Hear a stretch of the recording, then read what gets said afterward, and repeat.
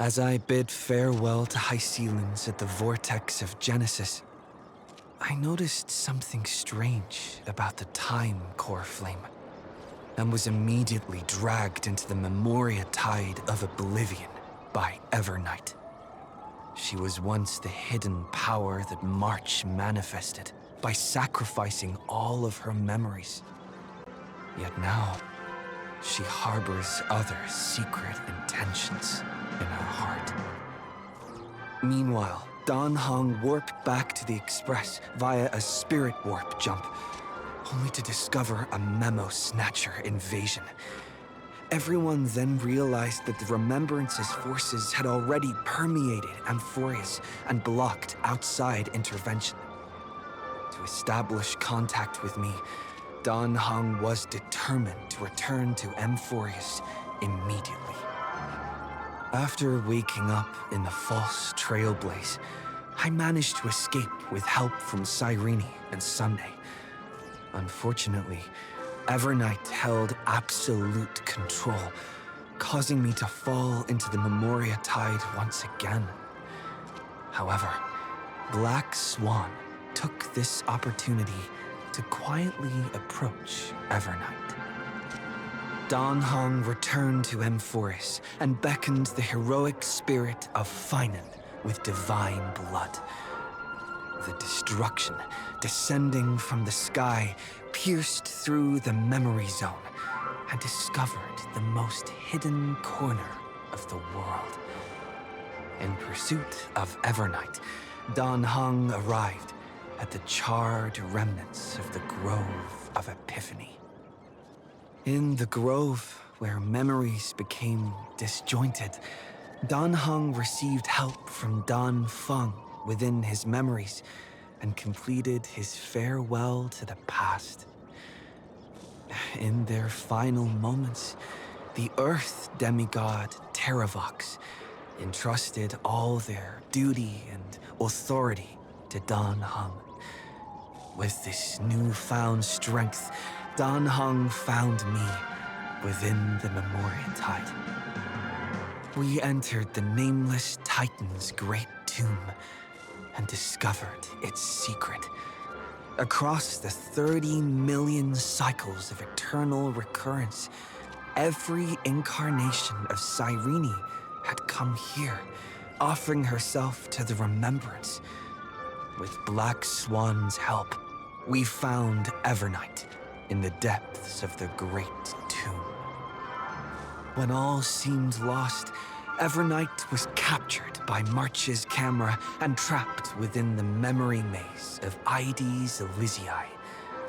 After several lengthy conversations, March and Evernight reached an agreement.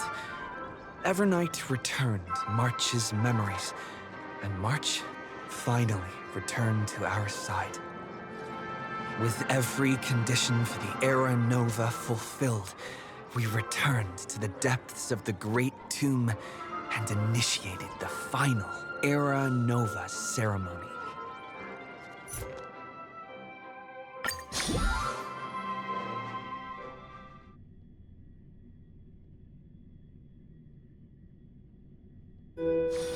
This place is rich with the sweet scent of flowers.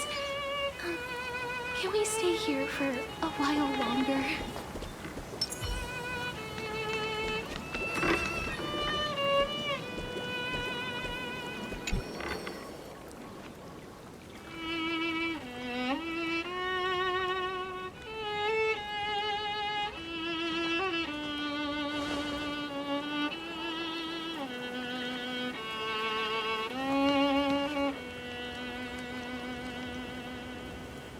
This view hasn't changed at all, has it?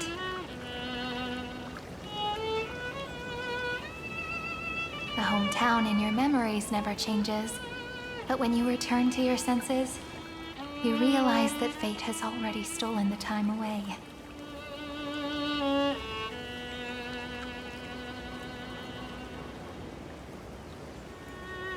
Welcome to the Trail of Genesis, friend.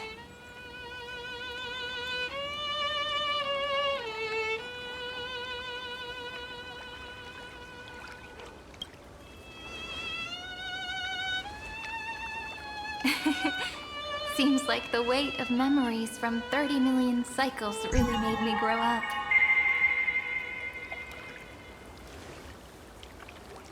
But if I keep growing, I might be taller than you, right? And I'm really looking forward to that.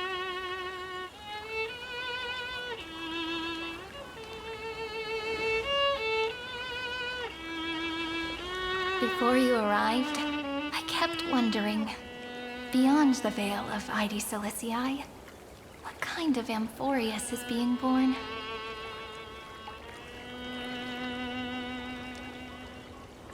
I can see fragments of it when I close my eyes. The friends who walked alongside us have all moved on toward their respective destinies.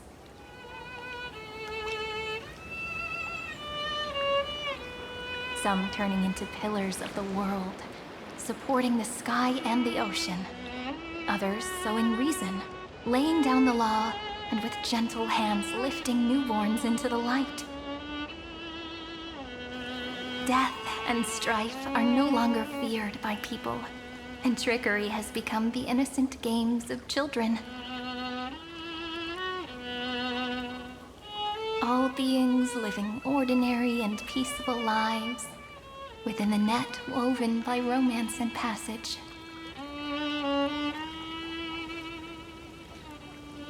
There's no black tide, no flame chase, and no destruction. The world on the other side of the sea is one bathed in sunlight.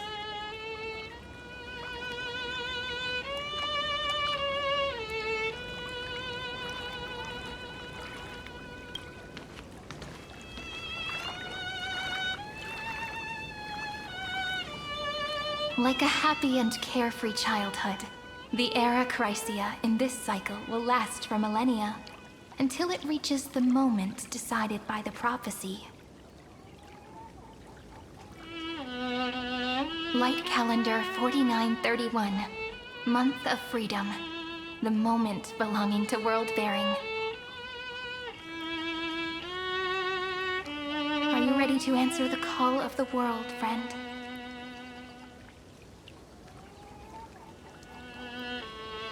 Then go, and pen the Throne of Worlds' first stroke. For this world, made from countless wishes. You say that, but it's gonna be ages till we reach Light Calendar 4931.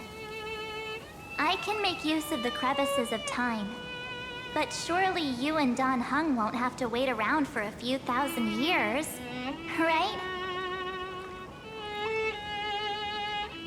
That won't be necessary. We can simply sleep, and the chronocognitive anchor will wake us up.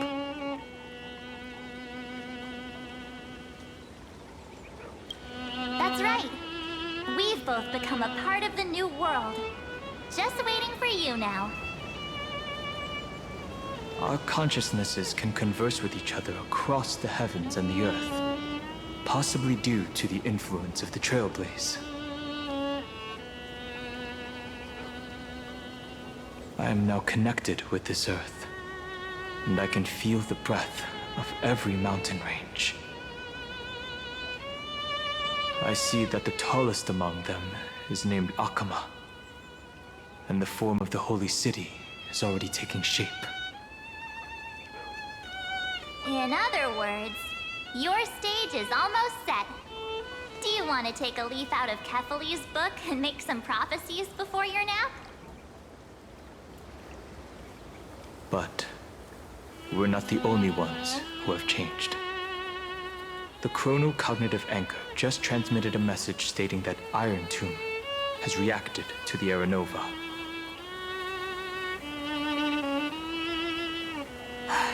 The moment when our friend bore the weight of 30 million cycles of memories. Was probably also when the scepter devoured 30 million cycles of destruction.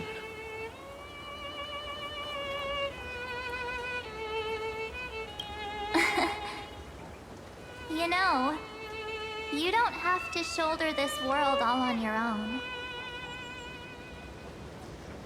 After someone boards the Express, the word alone ceases to exist. So, as we reach the end of time, no one will be left to face it alone. Don Hung and I came here to specifically tell you that. Remember, this world is not a burden you bear alone. It's a journey we trailblaze together, alongside all of the Express. All right. It's time for Don Hung and me to go have a super long nap. Look after this world for us. The road ahead is long, but we'll be waiting for you at the end. We'll definitely meet again. Let's take one more look at the other side of the sea before we set off.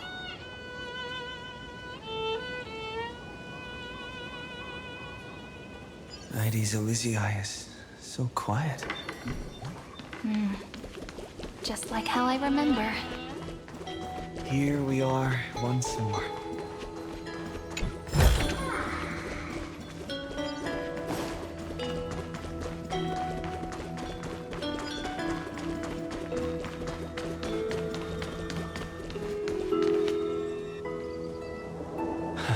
The scent of the black tide is now completely calm. At last, the starting point of 30 million cycles is finally welcomed. Its first end. And the final end, right?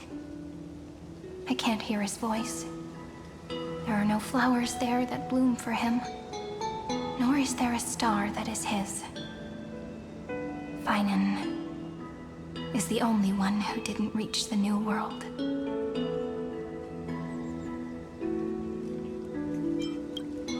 Look, the golden light that shone upon the grove still meanders between heaven and earth, like the prophecies of Amphorius. It has to be a sign he left behind. It points towards the destruction and the deepest night. Do you still remember what I asked you at this exact spot the last time we set off? Friend, are you ready to become a hero? You were still burdened by the weight of world-bearing back then, still unsure of the role you were meant to play. But now, everyone has already given you the answer. The heroes of legends were just at the right place at the right time when the world needed a hero. Just like how your arrival kickstarted Amphorius' fate once more. A person's personality is their destiny.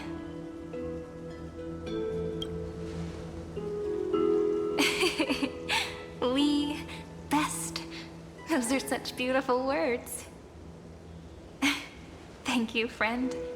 I was also trying to cheer myself up with what I said.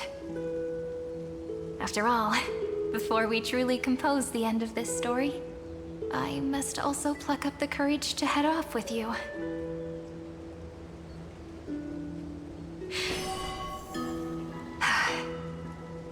And face a memory that I have forgotten for too long, and have denied for too long.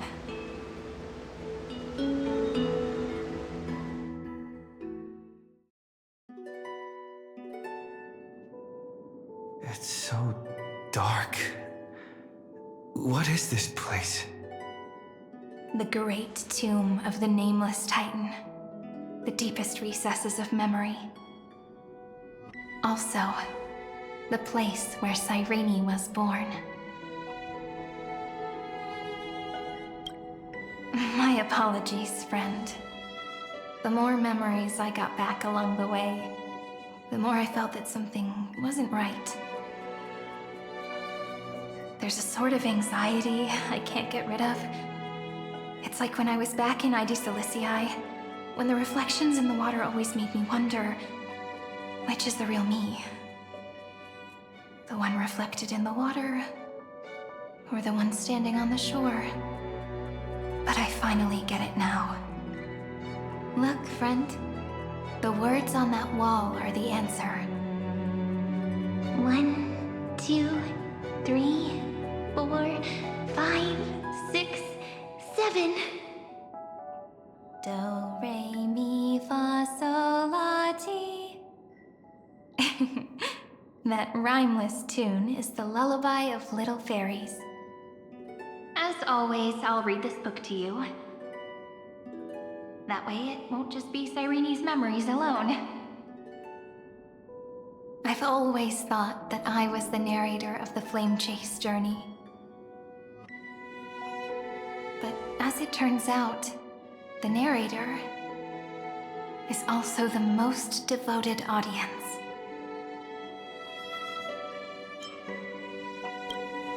Thank you, friend. Every single Cyrene. That sounds so kind. At the moment of Aranova, I was enveloped by the texture of memories. Within the glistening crystal, I saw countless Cyrenes, as well as countless versions of me. This is the final puzzle piece of the memories. A prison born of the erudition, a grave annihilated in the destruction. That unknown solitary god, the 13th Titan who should not exist.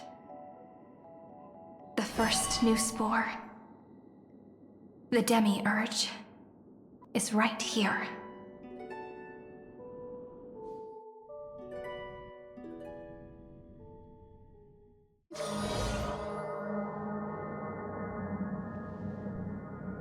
The interrogation records have been submitted to the Marshal. According to the Ten Lords' decree, Jing Liu and Luocha shall continue to be detained in the Shuling. But you, Merlin's Claw, have been reluctant to end the transmission. Do you wish to reminisce with us? Or is there something else on your mind that you're just desperate to get out? You're quite calm, Jingyuan. The Alliance only authorized the Law Fu to be deployed for this Iron Tomb operation. They say the Seer Strategist's wisdom shines like a beacon. So why can't you see things clearly now? Look who's talking. I didn't vote against it, did I? But, with enemies all around us, even a child knows the Marshal needs to keep a few Xianzhou ships in reserve, just in case. Whoever volunteers first is the Marshal's pick. If you have to ask, I'd say this outcome plays right into Jing Yuan's hands. Like it or not, there's no way we're letting the Law Fu take the lead in this battle. Oh my, Merlin's Claw. Are you afraid the Law Fu might steal the Yao Qing's glory? This is no laughing matter. Between the Stellaron crisis and the War Dance ceremony, though the chaos has settled, rumors and speculation are only growing by the day. With Elder Huaiyan around, those with ulterior motives won't be able to stir up any trouble. But once the Law Fu gets their hands on the Golden Blood, it'll be a whole different story. With the kind of person Jing Liu is, and her connection to you, I don't need to spell it out. There are countless ways this could be spun into something bigger. You're overthinking it, General Fei Shao. When I volunteered for this task, I never expected unanimous support from the Alliance anyway. The Law Fu will seize the Golden Blood and redeem itself. That'll be our first one. Then we'll leverage this Golden Blood in the negotiations. Our second win. These 2 wins for the Law Fu will make all 3 of us happy. And that'll be our third win. Look, if this were a Skyfaring Commission deal, we'd be rolling in money, wouldn't we?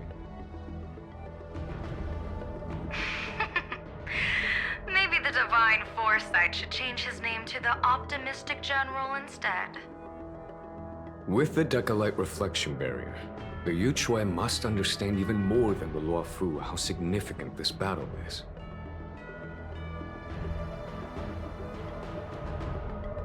Amphorius' karma has vanished from the matrix of prescience. What omen does General Yao Guang see in this anomaly? In divination studies, we call this an empty fortune. It involves the eons and is thus beyond what mere mortals can comprehend. Your explanation isn't any clearer than Lady Fu's. Come on. How hard is it to understand the word uncertainty?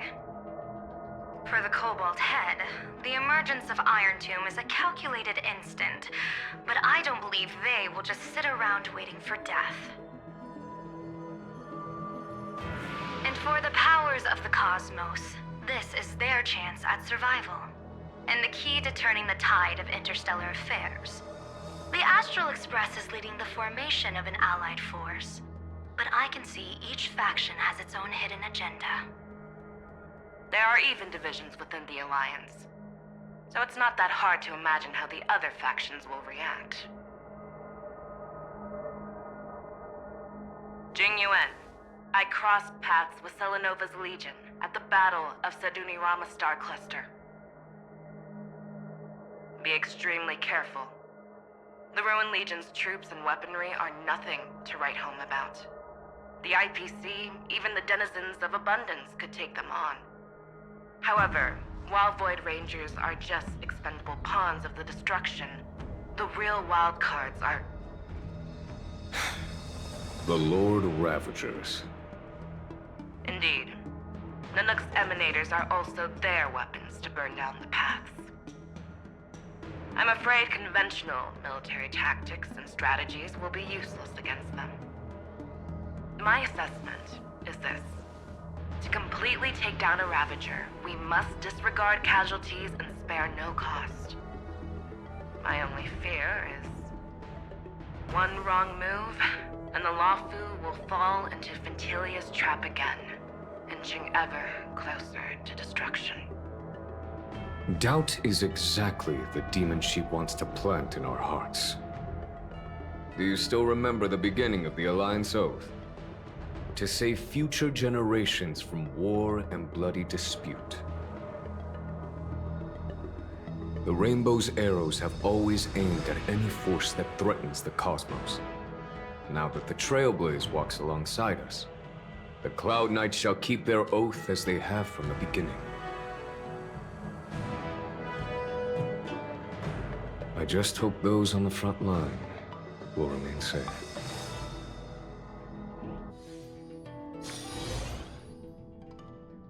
The chronocognitive anchor is sending a signal. Everyone, time to move out. Did he and the others make it? Let me go over the plan one more time, just in case. You'll enter Amphorius, reunite with your 3 separated companions, and try to locate Iron Tomb from within the world. Who are you taking with you? The fate of the universe hangs in the balance. We can't afford any slip-ups. I suggest everyone, except Pom-Pom, join the fight. We do need to be prepared for all possible contingencies. I have no objection to this. I'll do whatever I can. Meanwhile, Screwy and I will continue attacking the Demiurge Matrix. That is, the Scepter's kernel, from the outside.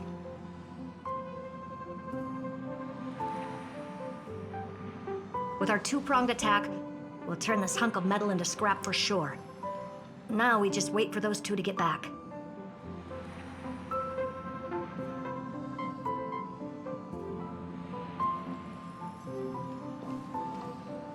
Oh, and just like that, they're here. Sorry to keep you waiting. With Planet Screwlum's help, the formation of the Cosmic Alliance to counter Iron Tomb is progressing smoothly. The cosmos has set its sights on Amphorius, And now it's just waiting for the first shot. Well then, let's not waste any more time, Fourth Mirror. It's my time to shine! Finally off the bench! Initiating thought refraction. Please read the safety protocols carefully. Huh? Just kidding! I've already checked the agreement box for everyone. And now, destination? Amphorius! 3, 2, 1, launch!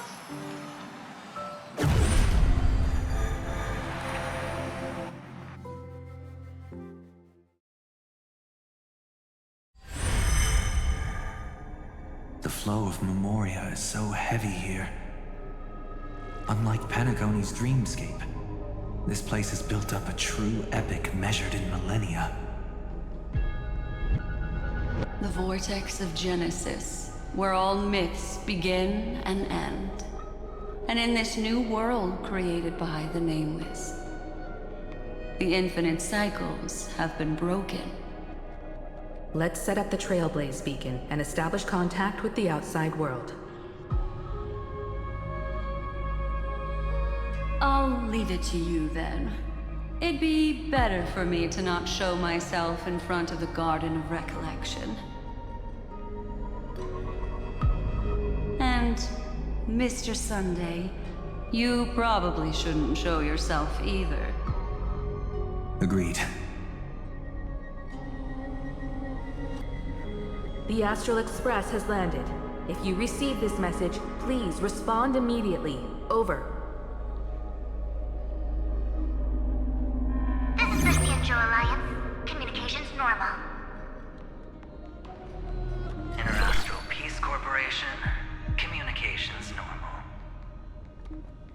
No response from the Galaxy Rangers. Not surprising. But I didn't expect the family to also stay silent at such a critical moment.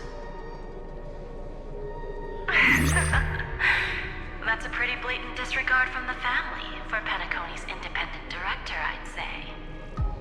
Long time no see, Miss Himiko. It's been quite a while, Madam Jade. The significance of this battle rivals that of the campaign against Zulo.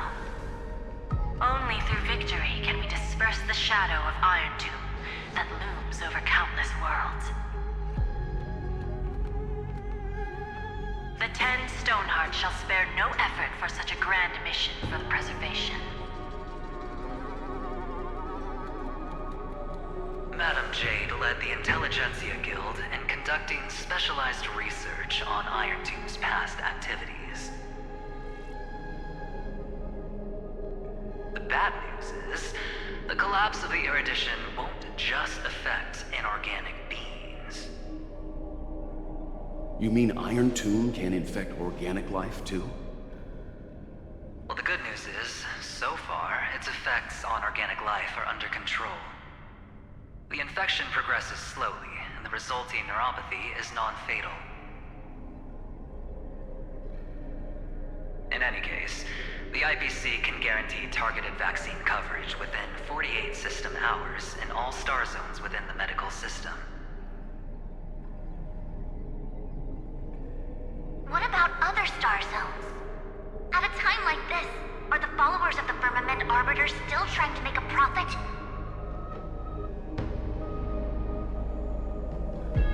I remember you, Master Diviner. Your performance during the Third Denizens of Abundance War was quite impressive. Please rest assured, all worlds can purchase vaccines from the IPC with a humanitarian discount. That's the current policy at the very least.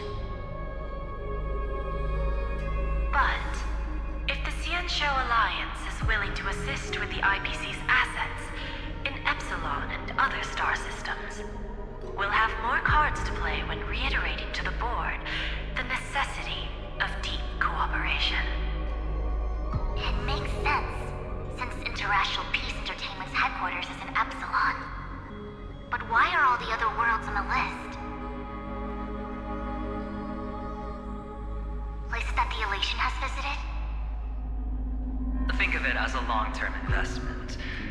Please understand that everyone at Pierpoint is swamped with Iron Tomb work, especially the marketing development department. At this rate, even the 10 Stonehearts can only do so much. Having some assistance from the Alliance would surely benefit the entire cosmos. Wouldn't you agree?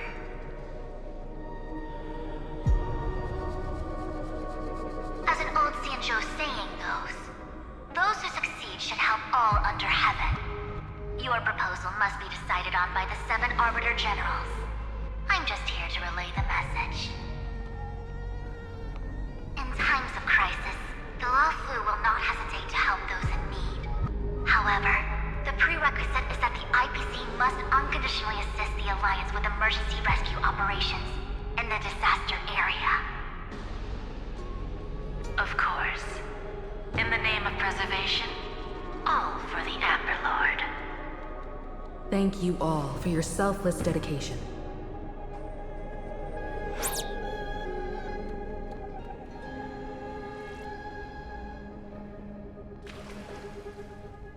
It's clear that each party still has qualms about everything. The clash between destruction and erudition isn't just about the fate of the cosmos. It's a moment for all factions to reshuffle their cards. You can never be too careful when battling the Lord Ravager. All are equal in matters of life and death. In any case, we can only hope for the best in all that's to come. It's about time we dive into the vortex and see what Amphorius looks like on the inside. I wonder where he and the others are right now.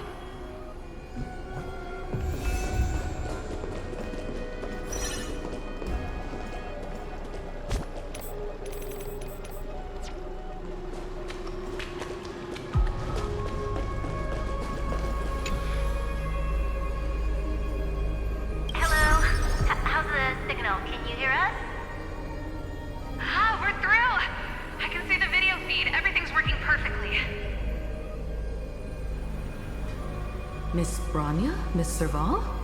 What a surprise. It's been a while.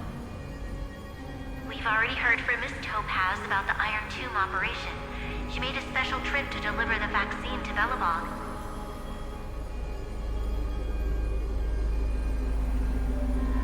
I can't believe the Express crew is at the eye of that storm. Is everything going smoothly? Don't worry, we're still following the plan step by step. How's the situation in Belobog? Urillo 6 is located on the outskirts of the preservation barricade.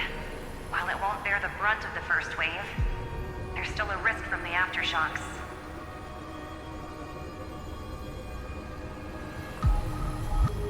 Nakij, Picard, and Pela are busy organizing the Silvermane Guards, having them consolidate their lines and dig trenches. Zila and Lynx just got back from the Geomarrow vein production chain. Hey, do you want to say something to them?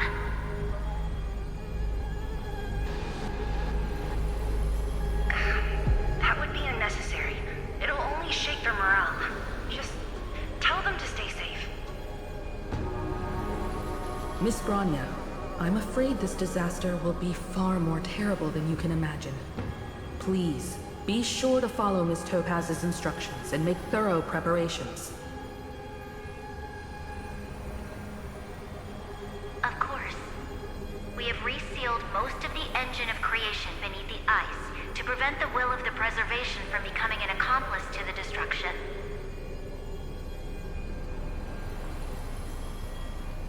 Don't worry, Miss Himiko.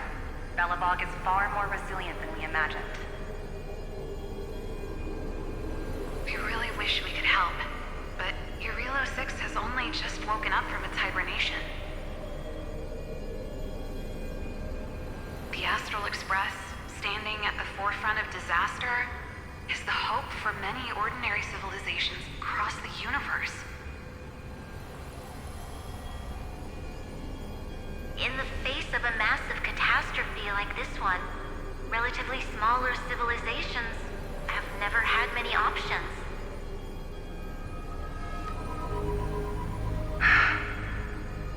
But that's exactly why we have a resolve that's second to none.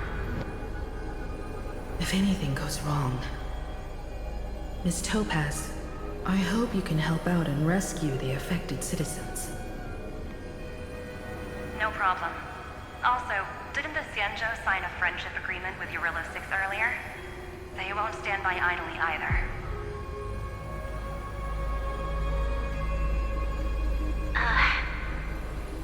I appreciate your kindness, everyone. But Eurillo 6 is our home. We will defend it to our last breath until the last Velabogian falls. Miss Branya. May all civilizations that have made it this far on their own strength weather this crisis together.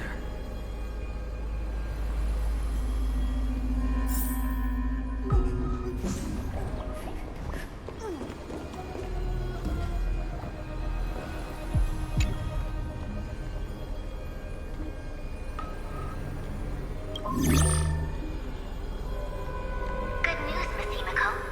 The 7 Arbiter Generals have reconsidered the current situation, and I'm here to relay their message.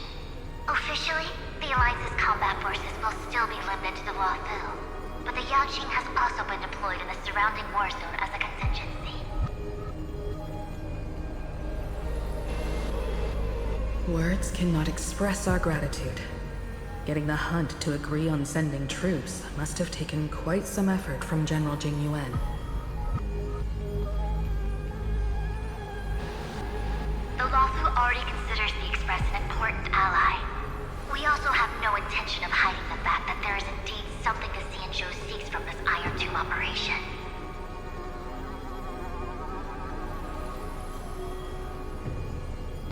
But this time, the Marshal herself decided to send out troops.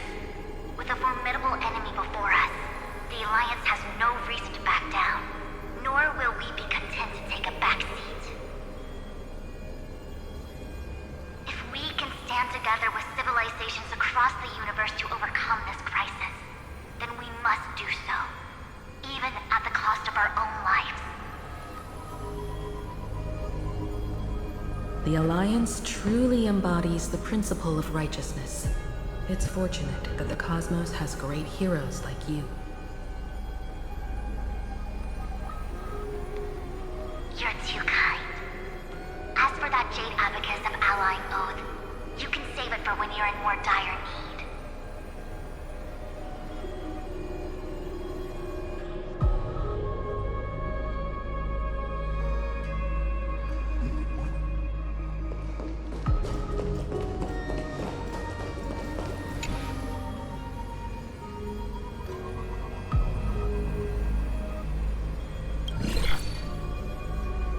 I regret to inform you, Miss Himiko, that even the Strategic Investment Department is constrained when it comes to the Iron Tomb issue.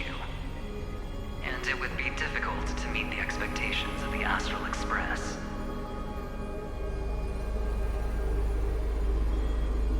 However, Madam Jade instructed us to look after our nameless friends as much as possible. So let me offer you all a small suggestion, just from my personal perspective. Other departments at the IPC might also take this opportunity to extend an olive branch to you. When that time comes, I hope the Astral Express will remember that the 10 Stonehearts were willing to stand with the Trailblaze, even though we were in a difficult position. And more importantly, we were the only ones willing to do so. Sounds like a threat, doesn't it? But trust me, every word comes straight from the heart. Has the internal conflict within the IPC really gotten this bad? Everyone knows about the bad blood between Diamond and Oswaldo. At least until now, they've had an uneasy truce. Until the Lord Ravager Archforger caught the board's attention. I'll leave it at that, as it's confidential information. Hope you can understand. I understand. Our immediate priority is to address the Iron Tomb crisis. Let's hope for success from the start. This might help ease everyone's pressing concerns.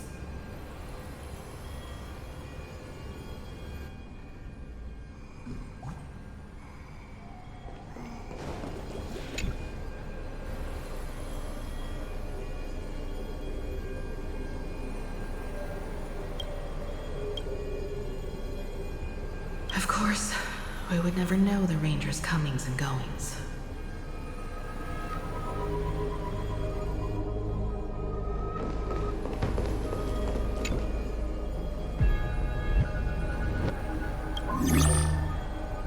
Miss Himiko, is that you? Yes, and you are Miss Robin. Yes. I apologize for not being able to respond during the meeting earlier. And even now I can only appear in disguise. On behalf of the Penaconian family branch, I extend my sincerest apologies to everyone. We tried to request aid from the family. We essentially received no response. I've heard about the internal conflicts within the family. Miss Robin, there's no need to apologize. Every bit of strength is precious at this moment.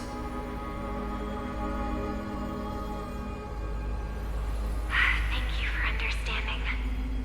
The good news is, since you're one of the shareholders of Penacony, the family heads have agreed to allow me to lead all Astonian tuners to the front lines. My charitable foundation will also do as much as possible to provide support in this battle. They'll ensure that proper arrangements are provided for those wounded on the front lines, and for residents in affected areas.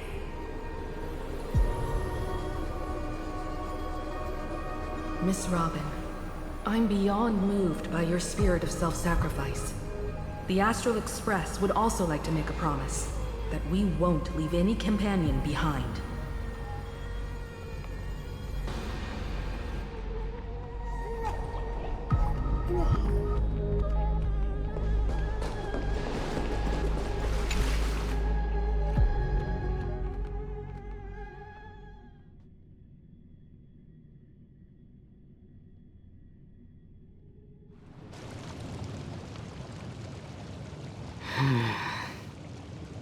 Why is there no one here? Everything in Akama seems normal. The New World was enjoying peaceful times not long ago. It seems it was even more recent than not long ago, Miss Himiko. The fruit on the table is freshly cut, and the bath temperature is just right. The remembrance tells me this place was bustling with people just moments ago. It's as if everyone vanished in an instant. Could this be Xandar's doing? Unlikely. He's still under the surveillance of those two geniuses. Could it be some kind of local custom? A custom that makes an entire city fall silent in an instant. Pardon my frankness, Mr. Yang, but this reminds me of some unsettling rumors about the Harmony. Complete silence. Is often the prelude to divine intervention. Everyone, be careful. Here they come! Here they come! The Nameless of the Astral Express! Evernight? How is this possible? She was already... We are the Chroniclers of Time, and we do not fade away.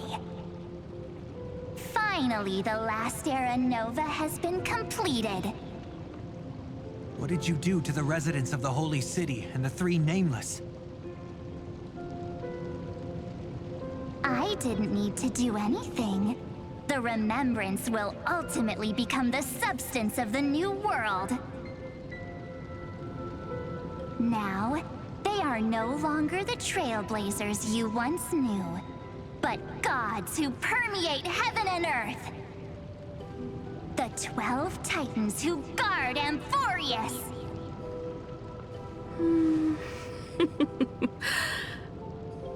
Stop fooling around, March.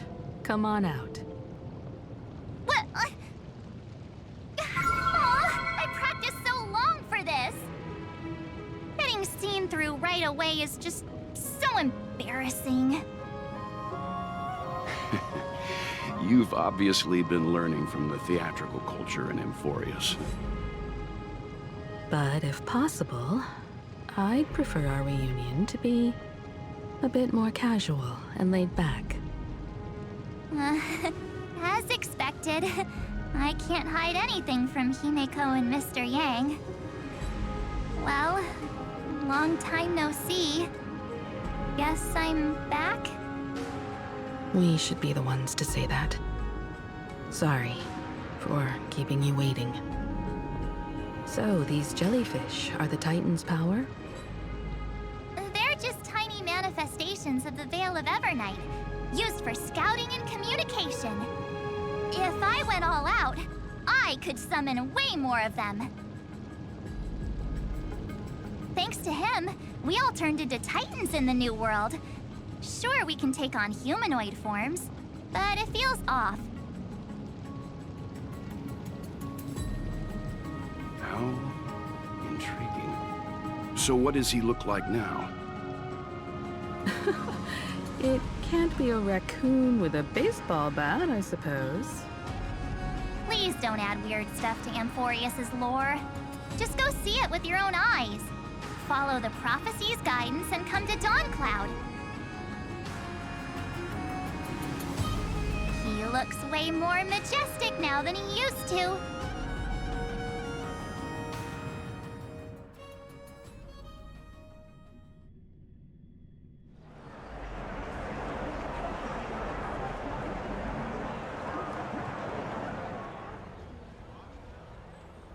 Unbelievable. All the residents of the Holy City have gathered here. This isn't just a gathering. It's a pilgrimage.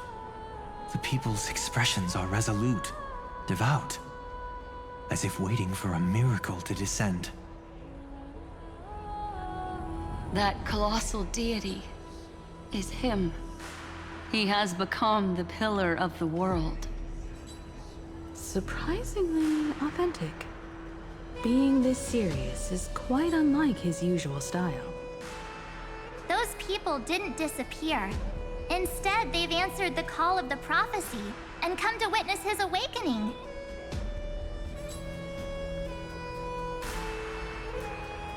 Our good buddy now bears the weight of the entire world.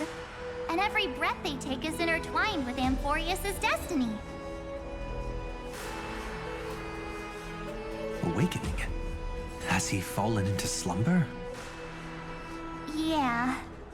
After all, with such a huge time dilation between inside and outside the scepter, this was the only way we could wait for everyone. Time watches over yesterday. Earth guards today. And when the Trailblaze steps into Amphorius once more, the slumbering deliverer shall awaken. And then, bring the prophecy of tomorrow to this world. Come on, everyone. Let's get closer to him. Watch how the world-bearing prophecy changes this world.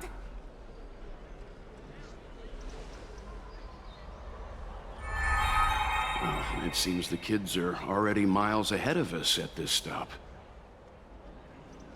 All the more reason we can't afford to slow down our pace. Let's go witness this moment for ourselves. Majestic. Speaking of which, I once caught a glimpse in Sleepyhead's memory of him transformed into a towering Tatalov. Could it be? No way! That was just a nice dreamscape. At least nice for him. If they are the throne of worlds who bears the weight of this world, perhaps they could guide a traveler still wandering among the stars. Hey, since when did you get all pious? This advice sounds pretty silly sometimes, you know. The so-called fool and the world are merely a step apart.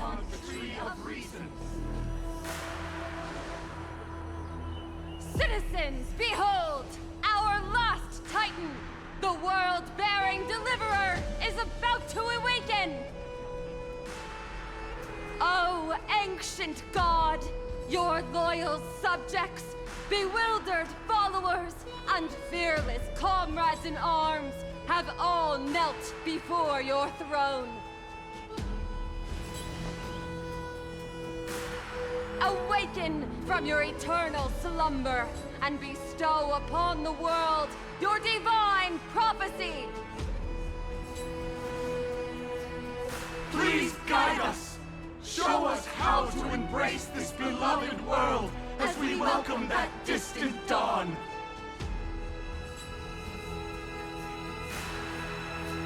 To walk the path of a mortal as a god, or to bear a divine burden as a mortal.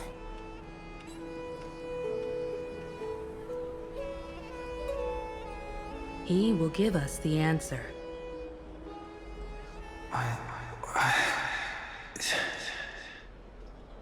But I am not the deliverer. Rather, I am the Nameless, who dwells among mortals. That voice is definitely him. I heard your prayers. The core flames flickered and dimmed, and the age of the gods met its end. So flow, golden blood, flow. I'll bestow it upon you, returning it to the true masters of this world. Stand with me and become heroes.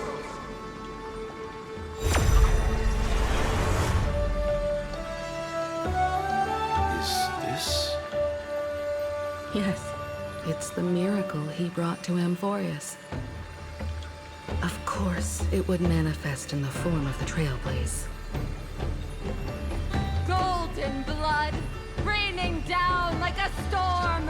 The prophecy has descended, and the Titan commands us not to be supplicants, but to become heroes of rebellion, to face that destined calamity, the destruction, head on.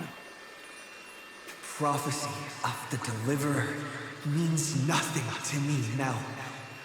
It belongs in the hands of someone far more fitting. Someone like all of you. In the name of Kazlana, let us depart and march towards the light. It's neither protection nor salvation. As always, there's no need for totems or myths. Humanity's most primal faith is that instinct named survival. Let's go, everyone. Someone has already sounded the horn of departure. Explore, understand, establish, and connect. Together, let us blaze a trail for the destiny of this world.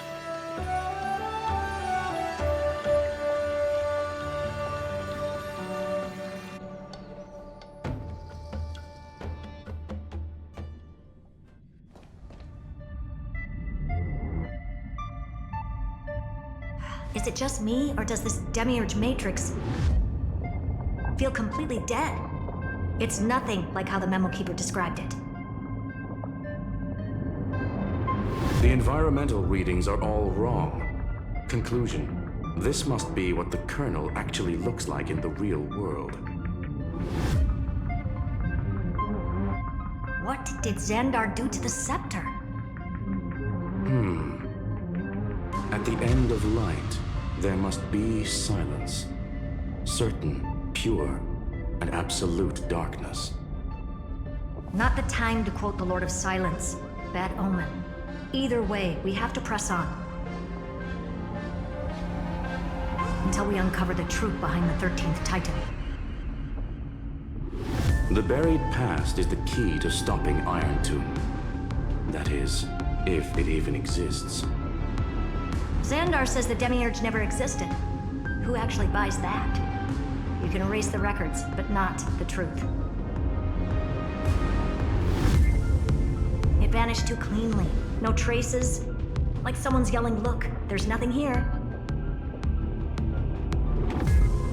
Too bad I'm the type who can't resist digging deeper. Looks like I'll be counting on you again, Screwy. Let's tear the system inside out. Always happy to help. But as your academic partner, I have to ask. Herta, what if we fail? Let's say the Demiurge really doesn't exist. Do you have a backup plan?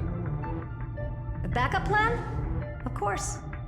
If we can't find the key, we turn the lock into the key.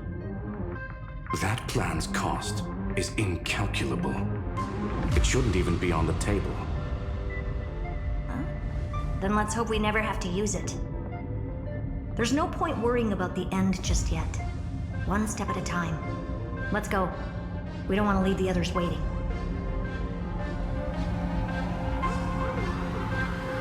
You brought what I asked for, right? A butterfly has to land on the branch before it can dance. We'll need a wide open platform before her entrance.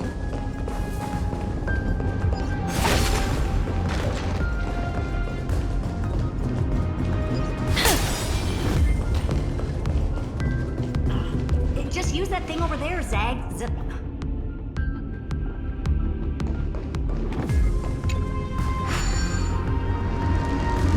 What a dumb name. I hereby rename it Herta's Big Hand.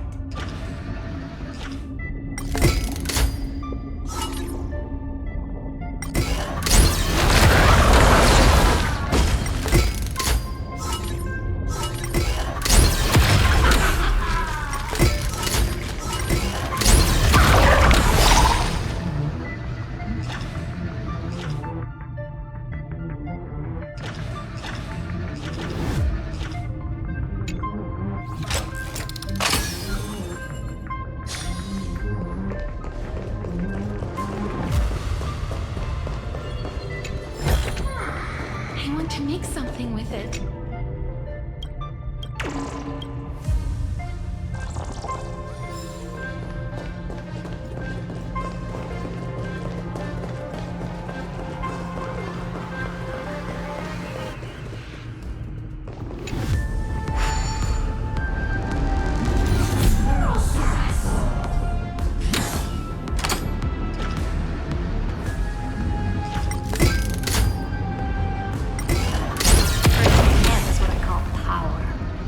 Keep it going.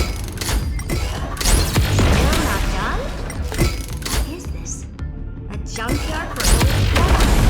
Lost it. Time for your precious treasure to make its debut.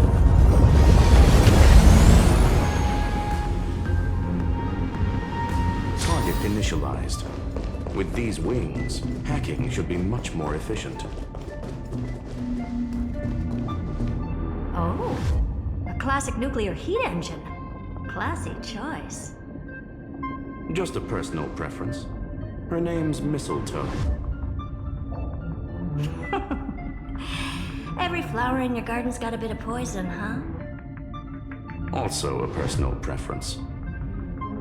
It reminds me of the last time when we tangled with that Punklorian brat. What did she call this kind of infiltration tool again? Right.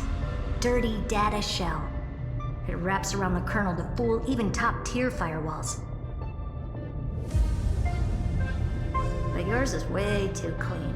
Not even a hint of real-world grit.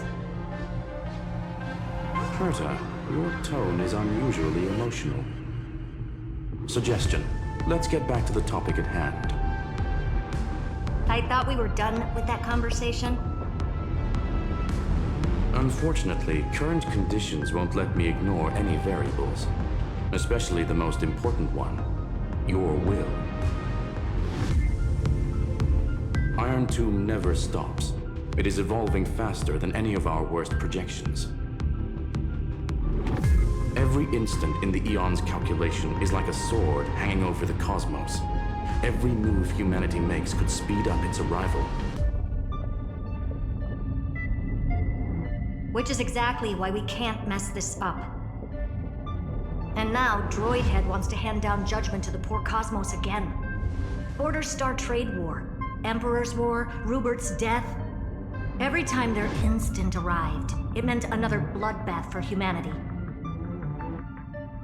But in this ultimate battle of erudition, you and I are supposed to be players, not pawns. If you choose to burn yourself out as a resource, then everything we've worked for means nothing.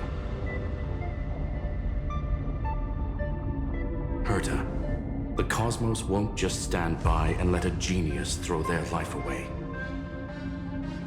And neither will I.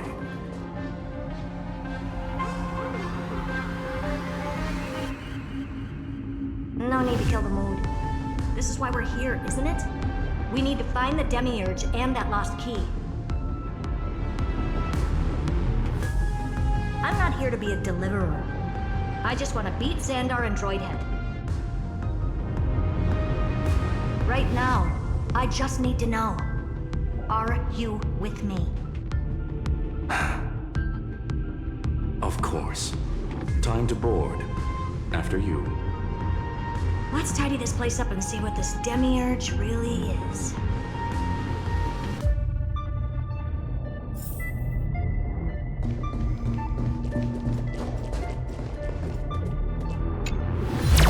Let's hope this Matrix is better organized than the Emperor's junkyard of a birthplace.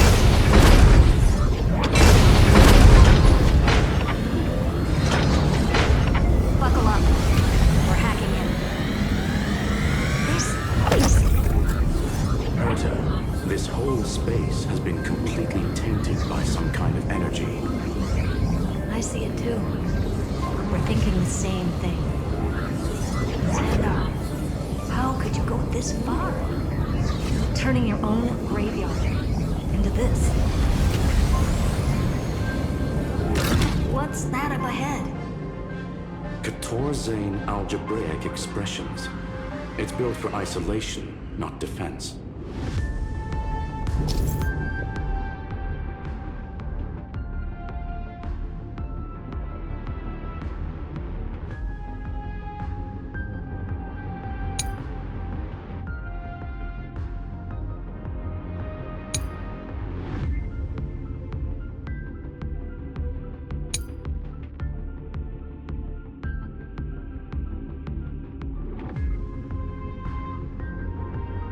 So basically, the door to the tomb, right?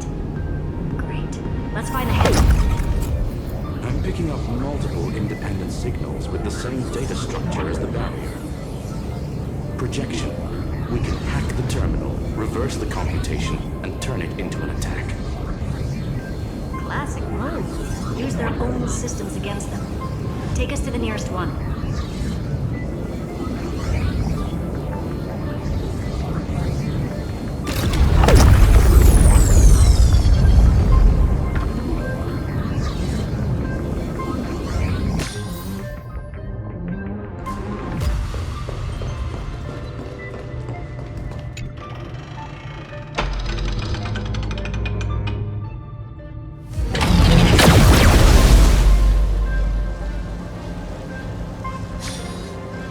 Almost no response. Just as I feared. Not promising. The output is barely a third of what we need. Logic says we'll need multiple terminals to coordinate the strike. Locking onto the next one now. Find anything else? Regarding the origin of these ruins, no logs found yet. Xandar erased all records. But I did find some interesting scars in the circuit. High energy radiation, internal imaginary energy contamination. there's only one thing that fits. Skip the science talk, Screwy. That thing only goes by one name. Stellaron.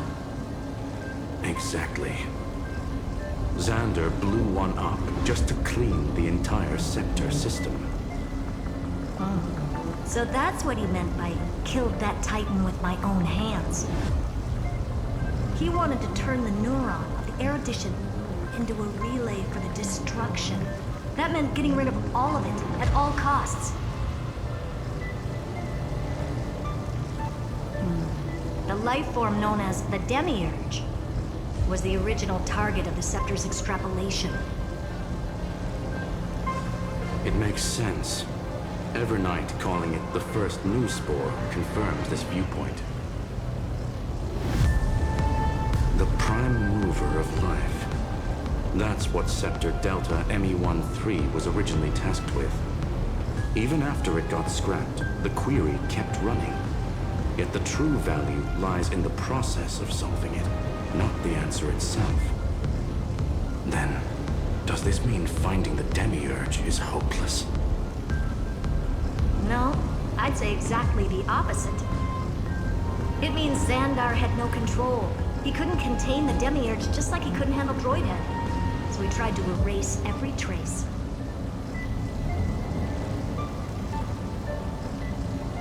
But he failed. It still left a mark.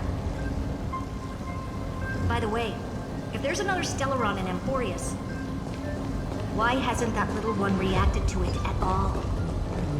You said the Demiurge left a trace, right?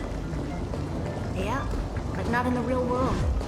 Remember the great tomb of the nameless Titan?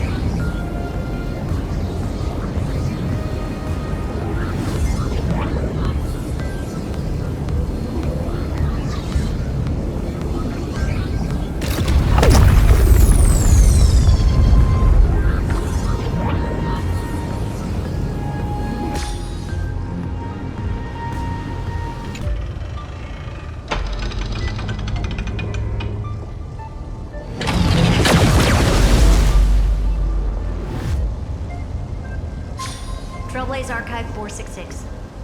The data from Philiet 093 clearly indicates that the Demiurge did in fact enter Emporius' extrapolation. Inside that world, it was the 13th, forgotten Titan, the one who listened to 30 million cycles of Cyrene's memory. But Evernight said the opposite. She believed that tomb was empty from the start. The nameless Titan never existed. The so-called listener was just a trap set by the Remembrance to steal the scepter. A mimetic entity full of theatrics. How much of what she's saying is true? Would an Eon really speak in circles like this? I doubt it. The Remembrance's behavior is certainly odd, but her assessment aligns with our current reality.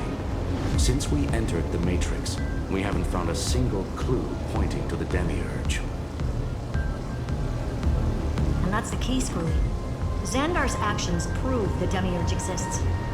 But what Evernight said, and what we've actually seen all point to the opposite. So we have to assume that both are true. And if that's the case, then the contradiction leads us to... the truth. Exactly. One last terminal. One final key. Time to crack open the kernel. Xandar had to lie to the original Finan and Cyrene. Logic. Identified the remembrance as a threat, yet found no viable way to eliminate it. Alright, let's finish this. Time to break through that barrier.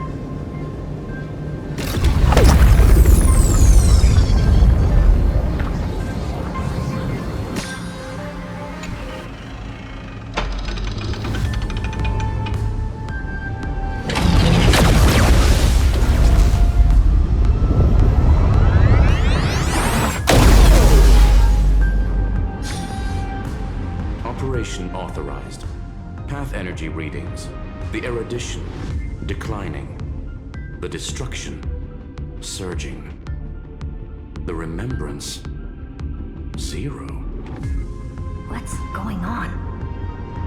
Cause unknown. They left no discernible trace within the real matrix. That shouldn't be possible. Could it be that the Era Nova exhausted all of the remembrance's texture?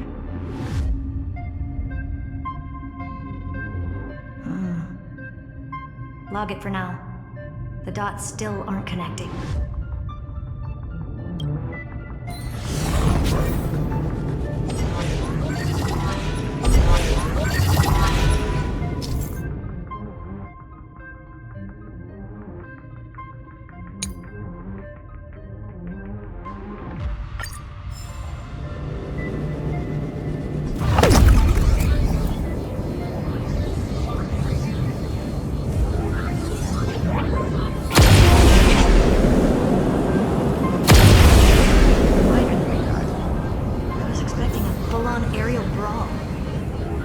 It's advised to remain vigilant.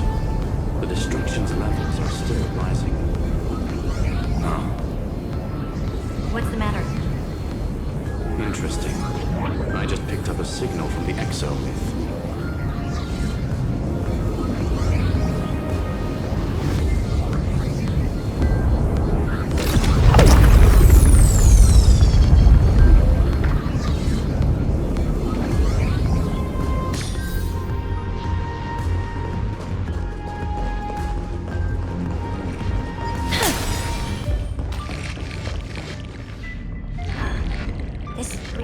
Repulsive force is unlike anything I've felt before. Is this the place? Correct. Judging by its defensive properties, this is the entrance to the exo-myth. Didn't expect that. Who builds a lab in the middle of digital rubble? Then again, never doubt a dead man's resolve. So how's our dearly departed doing?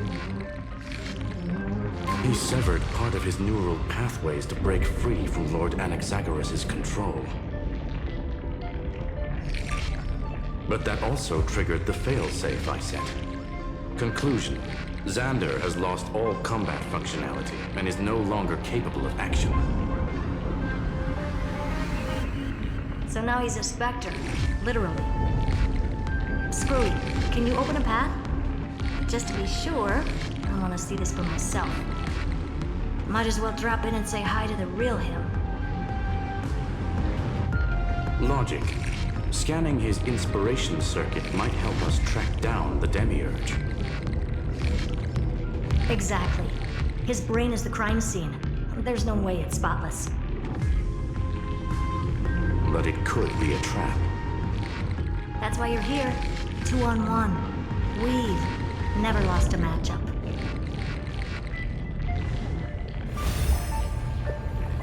I'm honored. The chronocognitive anchor is in place. Proceed when ready.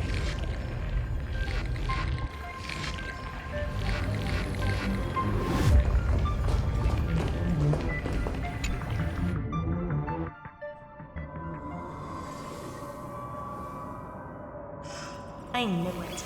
The one thing I didn't want to happen. He's not here.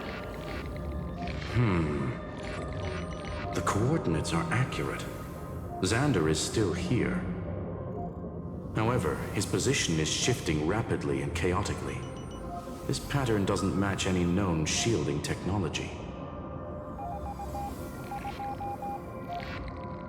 It's his domain. Stay alert.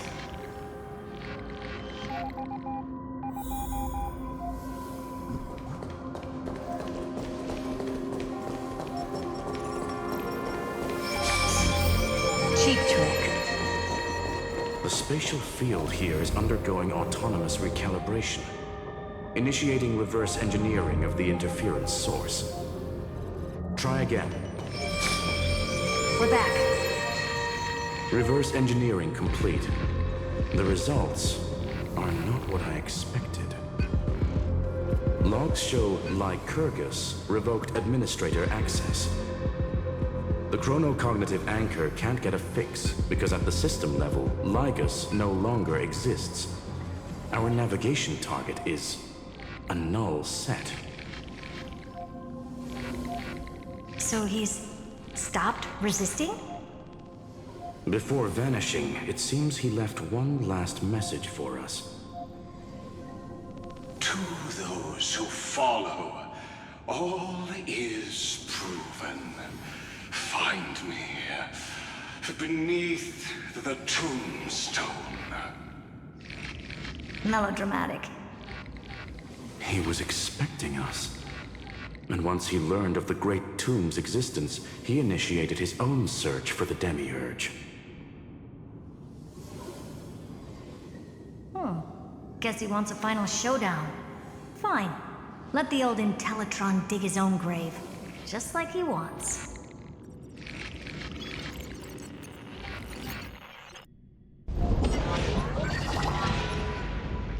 To be in the purest light is to be in the purest dark. Nothing exists there. The Scepter's main brain. Or maybe we should now call it the Lord Ravager's placenta. Unfortunately, we still haven't found anything. Really? I don't think so. Not finding anything is our biggest find. Please elaborate. If the Demiurge was destroyed, there'd be at least some bits of it left. I don't buy that a Stellaron could have blasted all the traces away as cleanly as a scalpel.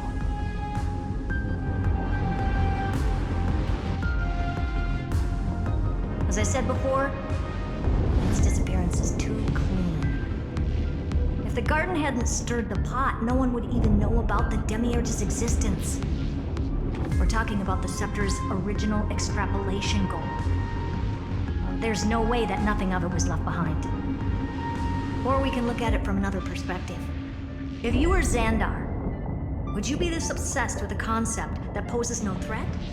Would you guard against it at every turn?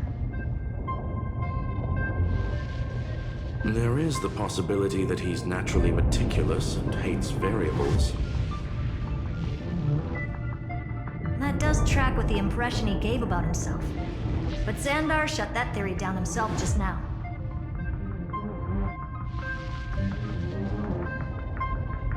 Choosing to act, even if it'll cost him dearly. We know that feeling well. The unknown is right in front of us. So we only have one choice. Solve it. You sound pretty convinced.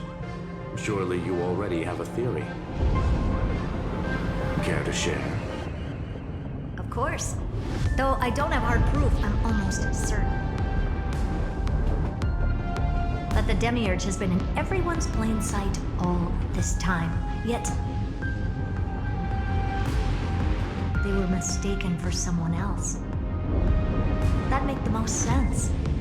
Why was the room empty? Because the person locked in there had run away ages ago. But they were weak and small and had no presence whatsoever. Even the old Intellitron didn't notice them. Which also means there's a high chance that their powers are minuscule and cannot alter the outcome of the battle at all.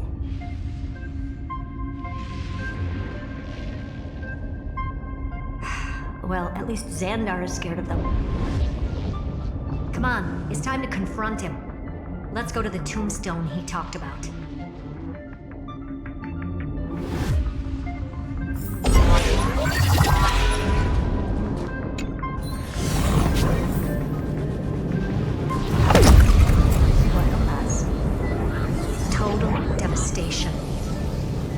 He sought to bury the truth beneath destruction. Logically sound, but ruthlessly extreme. Still, slim chances. I mean, no chances. 560 years of sand in the universe to war. This won't stop me. Calculation results. Your backup plan has a success rate infinitesimally close to 0. Which means it could work, no? This is the place below the tombstone. Let's open Ligus's coffin like he wanted.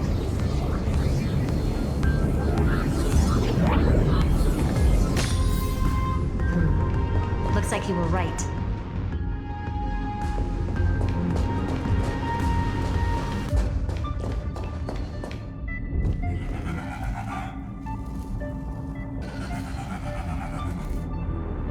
Nothing but a head left? Oh, who would have thought you'd look this bad in real life?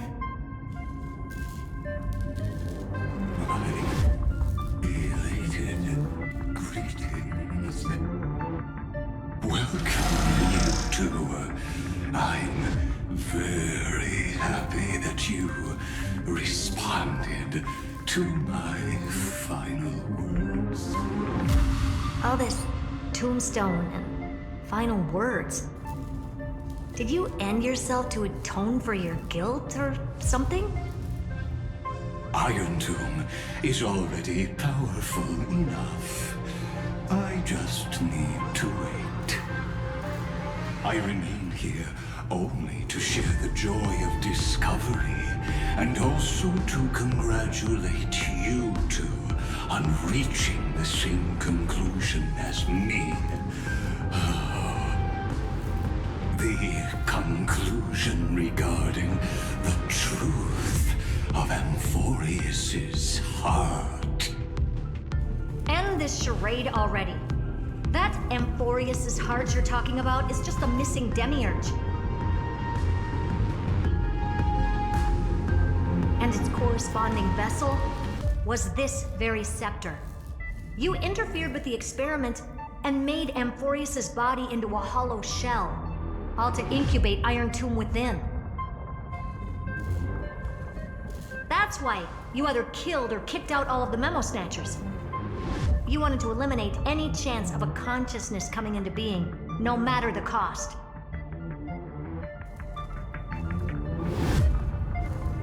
Even the strongest wall can fall to a single crack. The memory of betrayal has been etched into my heart, and I will never show mercy.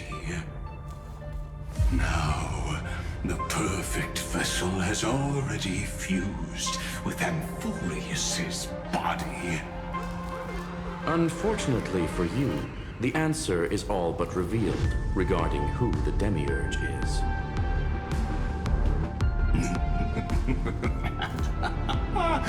Then let us share the joy of discovering the truth. The last secret of the saga will finally dissipate here. As we reveal the truth behind Thalia's 093's disappearance. A lie by the remembrance.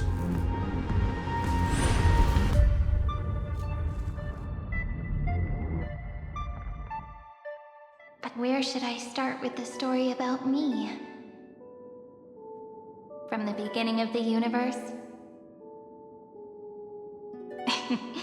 Just kidding. That would be too much. I just want to tell a teeny story. So little that it started with a seed. I know you're listening, my good friend.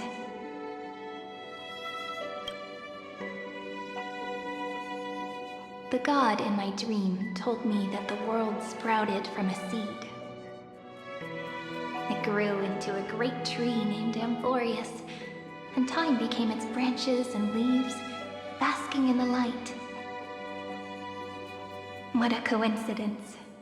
Dappled light coming through the leaves is my first memory as well. On a very ordinary early morning, beneath the village's biggest tree. The daughter of Id Silicii quietly came into this world. What a moving opening. A loud cry was the first gift the child gave to the world. The prophecy's fulfilled, the villagers say.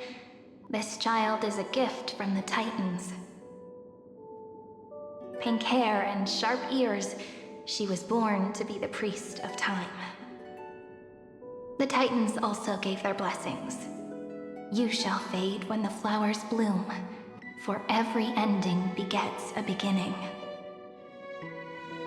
Flowers will bloom and wilt. What a beautiful ending. This page concluded in laughter. Cry loud, child.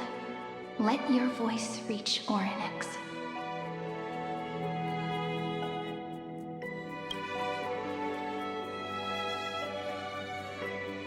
Anyway,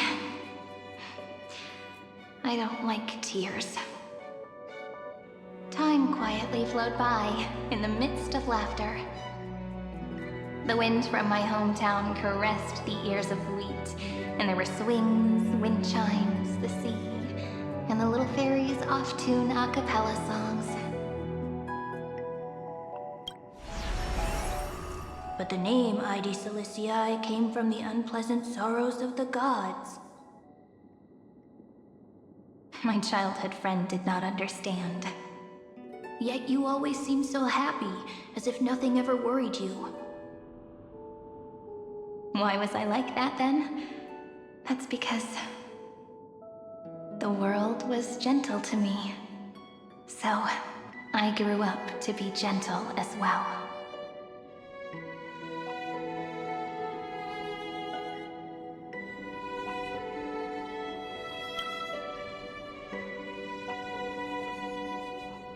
But fate was fickle, and it urged the child to grow up.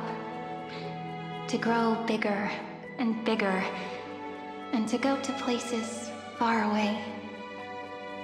Just like how the crumbling world could not preserve an eternal hometown. Just as the ballad blown on the breeze says, losses are a constant on the flame chase journey. Oh, whose ears are pricked up now? You've definitely heard me say this sentence a lot of times. You know that the story starts to deviate from here.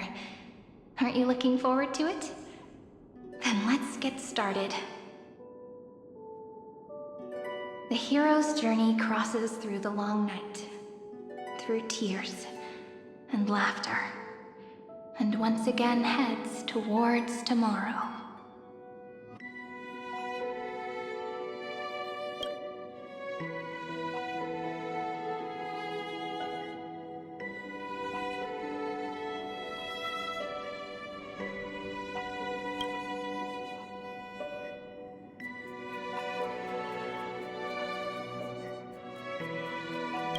Correction.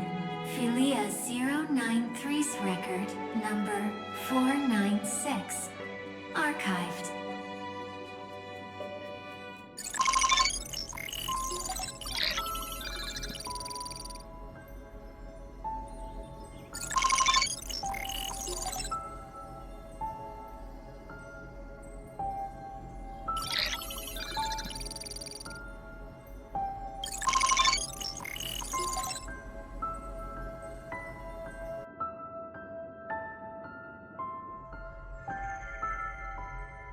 Hi. Miss me yet? I'm just messing with you. This is the first time I have met you. And it looks like it'll also be the last. Philia 093. Since we don't have all day, let's get started, shall we? As always, I'll read this book to you. That way it won't just be Cyrene's memories alone. Where should I start this time? Let me see. Formatting complete. 0, 9, 3. Size. Grayscale. Proportions. Threshold. Outputting analysis result. Philia 093 equals Peach. Peach's record. Number 8128. Archived.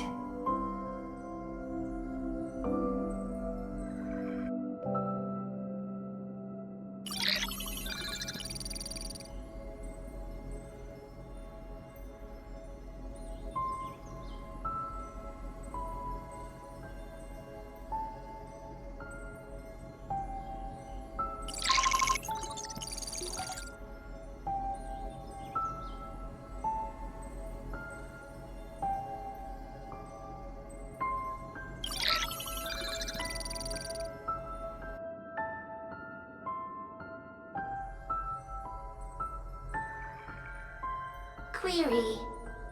Record. Electrical signal sequence. Polymorph 600. Track.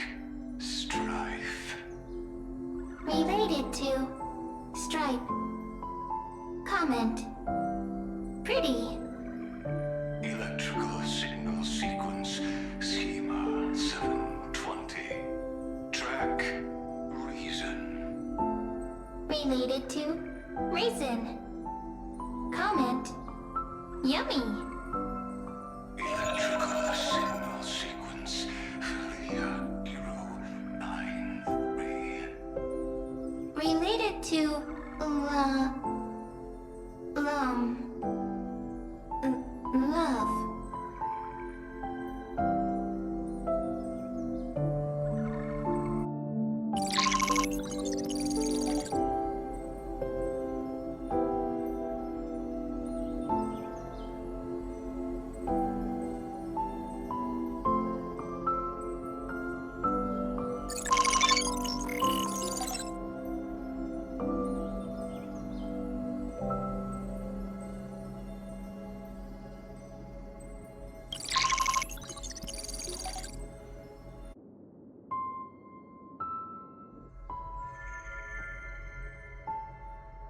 Formatting progress 94.423%. How many times has it been? It faithfully fulfills its duty, activating and formatting. Conclusion. Progress. Bad. Peach. Don't cry. Process error. Analyzing. Process error. Analyzing. Comment. I'm here. Process error. Analyzing. Really? Are you encouraging me? Thank you. I'm sorry for making you see this embarrassing side of me. Record. Peach doesn't like tears. I'm suddenly reminded of my childhood for some reason. When I was hiding alone next to the tree hollow and wiping my tears away. A little fairy popped out, just like how you did. It had long ears and fluffy paws, and it pulled me into the tree hollow, where, to my surprise, was a forest. Let me tell you the story of the Membrance Maze. A group of cute little friends live in Ide Silicii's forests. Their names can be connected into a song. 1, 2, 3, 4, 5, 6, 7.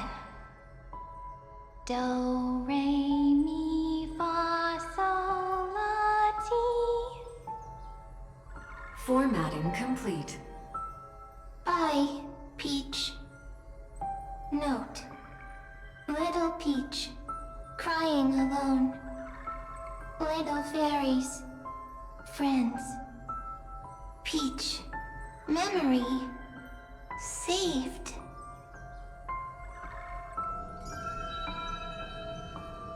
Little fairies, good friends. Bye-bye.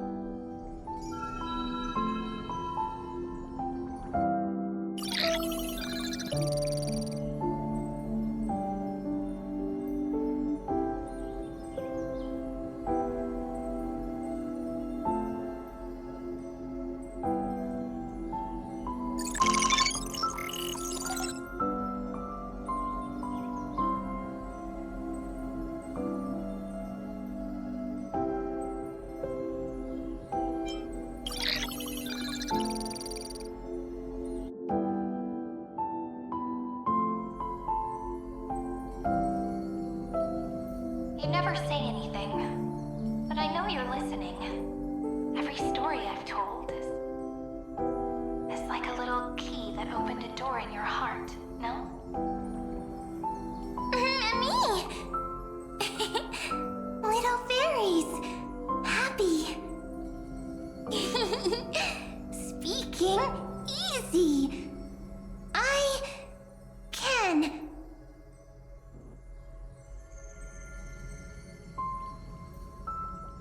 Once again, the saga comes to an end. Everything is deathly silent, just like this very moment. Shh! You speak! I listen. This time, too. Sitting together. Now that I look back, there was a period when I got really sentimental. Sentimental. Stories have sentiments.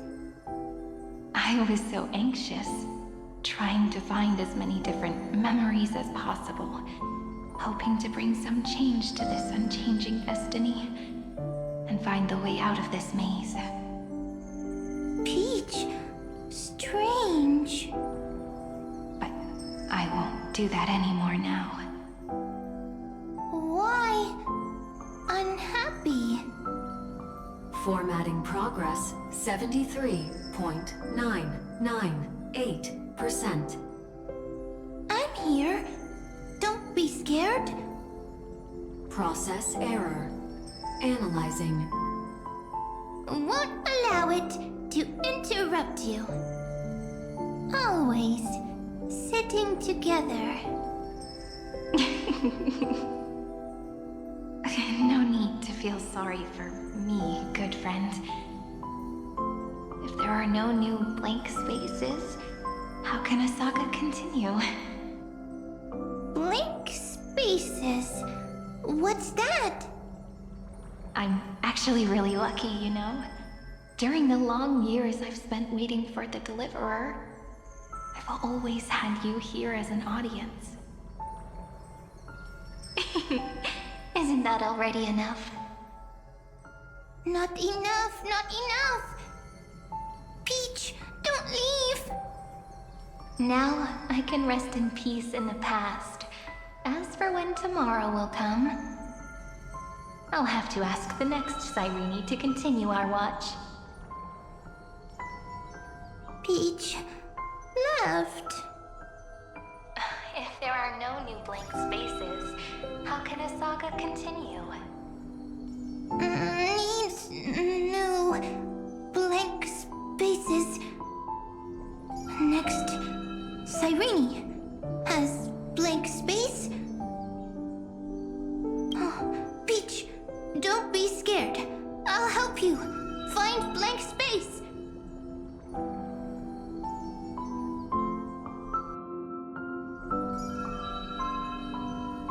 Cyrene is Peach, is love. So, first there is love, then there is Cyrene, then there is blank space. Query, love. The developmental trends of the erudition have nothing to do with creating a consciousness. Those underlying principles are, in fact,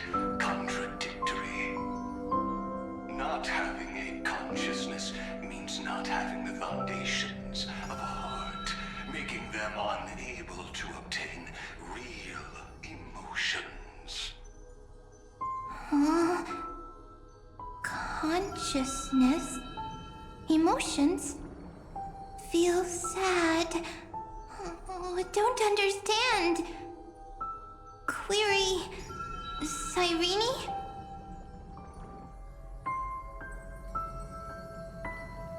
What could be behind this door? Glittering crystals? Or a beautiful world I've never seen before? If I tell you all the stories of tomorrow, will I be able to finally welcome the Deliverer and Emphorius' dawn in the next life? Key, door, story, happy. Peach, Cyrene, little fairy, Mike. Yes, right. Query, memory.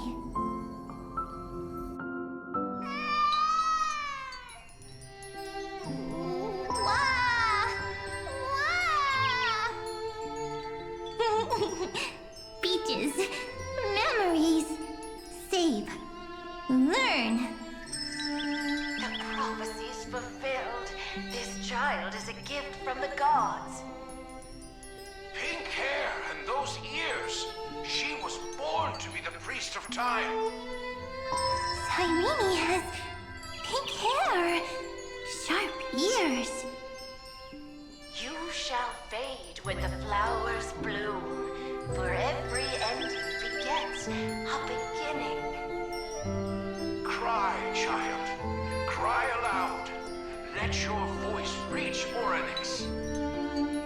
Cyrene is a girl, a priest. Easy. I can. I learn. Anyway, I don't like tears. But the name Id Celestii came from the unpleasant sorrows of the gods. Yet, you always seem so happy, as if nothing ever worried you. Cyrene doesn't like tears. Always happy. Of course, because the world was gentle to me. So, I grew up to be gentle as well. Cyrene is gentle, likes beautiful things, can write stories. Easy. I can. I learn. Just as the ballad blown on the breeze says, losses are a constant on the flame chase journey. But even if all is lost to the wind, some things won't easily change. Like my height, Treeby's innocence, and Aglaya's beauty. Cyrene. She can't grow up, but she can talk. After all is lost to the wind, she will stay behind. Cyrene is, at the end of every sentence, always laughing, like a little tail.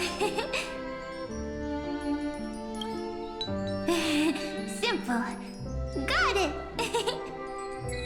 I promise you, the pain will pass in the blink of an eye. Alright, let's not make things so gloomy. What we're about to embark on is the true hero's journey. So,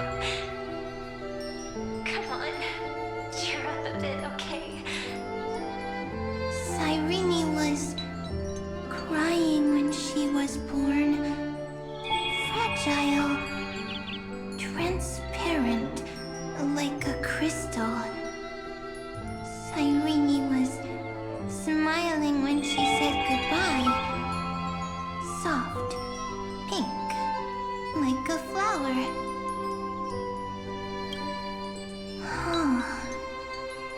The later memories disappeared? Invisible? Or disappeared? Ah! got it! Is this a blank space? So, next Cyrene is blank space. Then... as long as there are two Cyrenes, then there will always be blank space, and Peach will always be here. I see! I get it! I get it all! Cyrene's memories. I will preserve them all!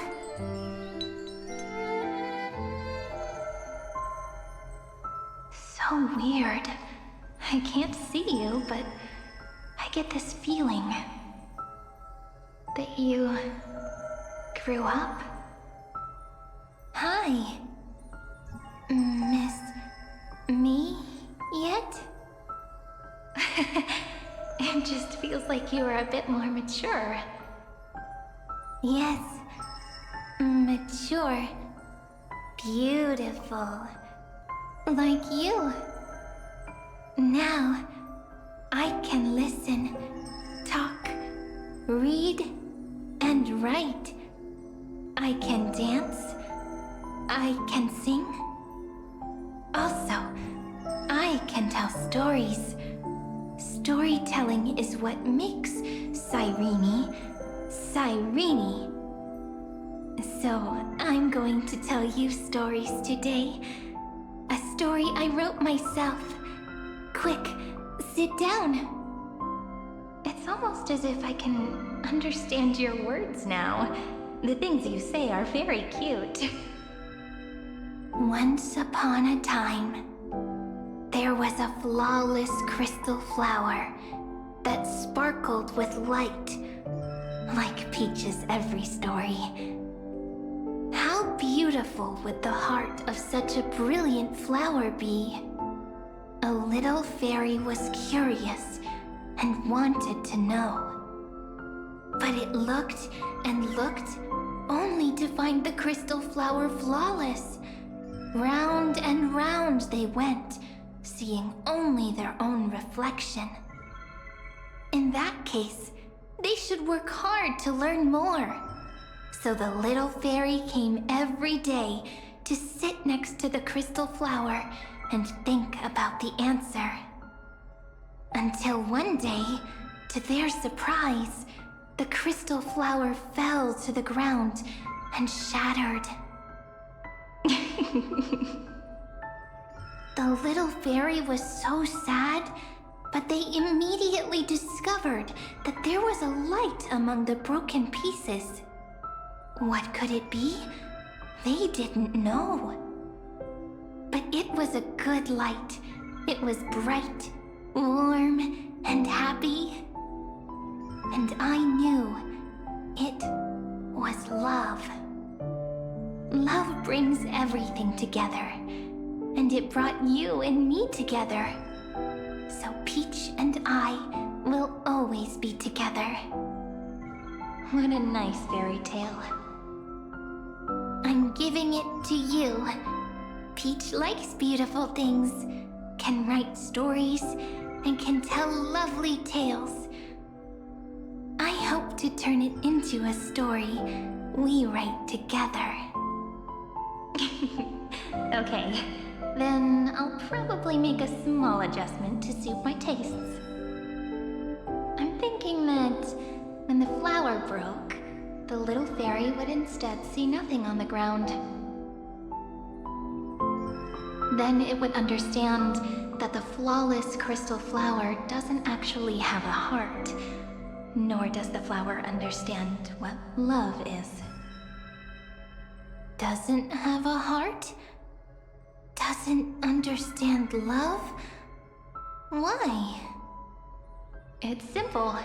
If the flower lets the little fairy into its heart, then it would have to include the fairy's impurities and would no longer be flawless. The crystal flower was pure because it sealed itself off and bloomed in solitude. That's why it looks so brilliant in an imperfect world. But should a flower like this be called love? But Then the story won't exist anymore. That's not true. You've already written the most romantic ending possible for this story.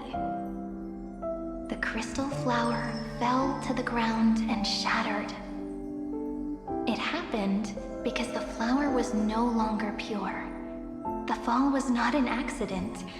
It was the flower declaring rebellion against fate and writing the ending of the story with the flower's own shattering. Then, the little fairy will see that each shard on the ground holds the reflection of their eyes. Then, in their eyes, the crystal flower that was no longer flawless would finally have a heart, and the flower would finally understand what love is. Peach's words. I don't understand. Is it because I still don't understand love? But it's fine. I can learn. Right. Query Cyrene. Electrical signal sequence, Philia 093. Why didn't I think of this? I don't need to do it alone. I can ask Peach to teach me. What is love? What is love meant? Electrical signal sequence, Philia 093. Track lament. That's not correct.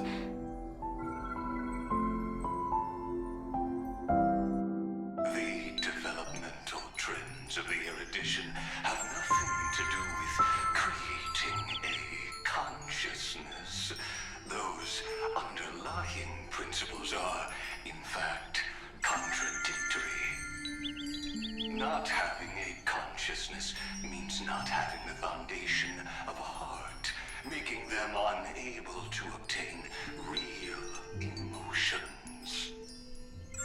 However, that does not hinder the factors from learning and recognizing emotional responses, then communicating with life forms via imitation. That is an objective form of pattern recognition that does not distinguish between the self and the other. In a strange twist of fate, Philia 093 embarked upon a different path and obtained a different power. The remembrance, an empathy mechanism focused on the self and equipped with emotional projection capacities. Lament was the factor closest to this form of behavior. Perhaps that was why she was chosen. The daughter of Ide Silicii. I am very true to my name.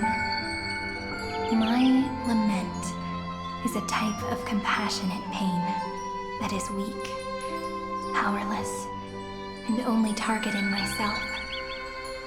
But now, my good friend, I want to tell you that it's the most romantic force in the world. Sometimes, it's loneliness and unease. It's knowing that this world is not gentle, yet wanting to be seen in a more beautiful form by the world. Sometimes, it's unwillingness and regret. It's knowing that the past is full of pain, yet wanting to remember the past in a more beautiful way. And sometimes, it's a bottomless well of hurt, a destruction that can stain the entire world. I bid farewell to this beautiful world, unwilling to become the Black Tide's vessel. For while the end of hatred is a blazing inferno, lament can drown out everything in muted silence. It's so unreasonable, isn't it? Yet when hatred drove everything apart, and love did not yet exist in this world, only lament, the first emotion that fought against the pain of separation, could stall the destruction steps. Then, it would catch up to that journey where all is lost, carefully picking out stories and writing them down in trepidation. Look at these stories I wrote. Every page is full of tenderness and joy. But only the author knows how much struggle and agony lie beyond the pages. But I am no author. I'm a girl who'll never get to grow up. I only tell stories that people like to hear. In them, the world tucks away its scars and smiles for all to see. My entire life spent inside this little story. I can't wipe away my tears, and I can't bring the world victory. But maybe, in these unchanging retellings of the story, my lament might be able to touch upon the divine and reach their tender heart at some point. I hope that what flows out from that cut will not be blood, but a tear, warm and wet. And that tear would fall and create the first ripples. Then, people would see every beautiful thing reflected in that ripple. It'll be all the remembrances within this story.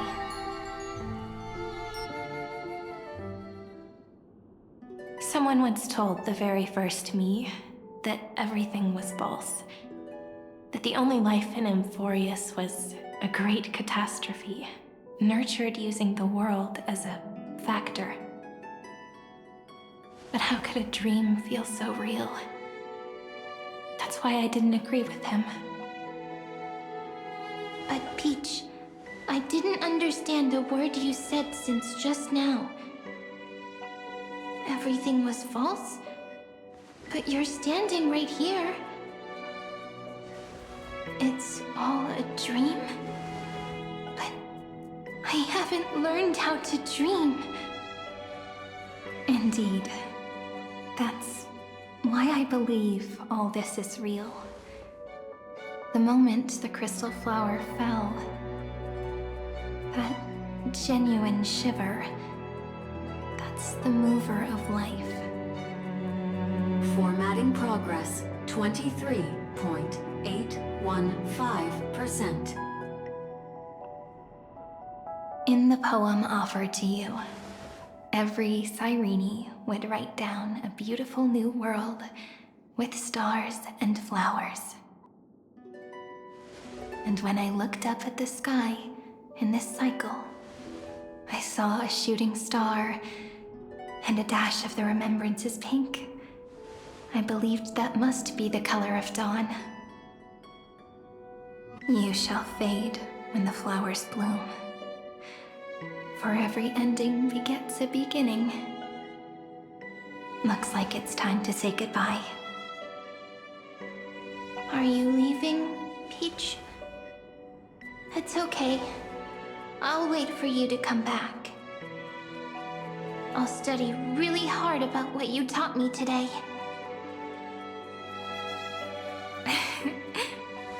Right. I still haven't told you what love is.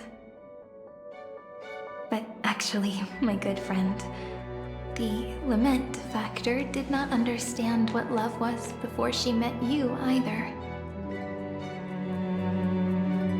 Not until I told you all the sad tales in a trembling voice in this tiny room. Not until I told you that I love them. That I love everything in this saga. The story comes, passes, then returns. It makes us reunite, then pulls us apart again. At the very end, it leaves behind a seed, a reason. Even if the great tree withers and all falls to silence, there are still some emotions that deserve to be remembered. Look, the light is coming in. The Deliverer's light is going to illuminate Amphorius.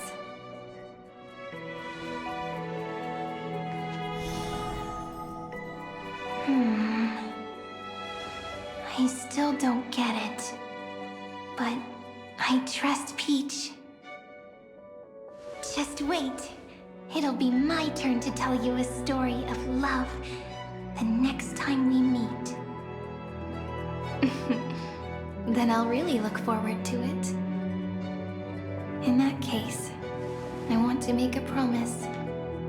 I want to gift my pen, my book, and my name to you.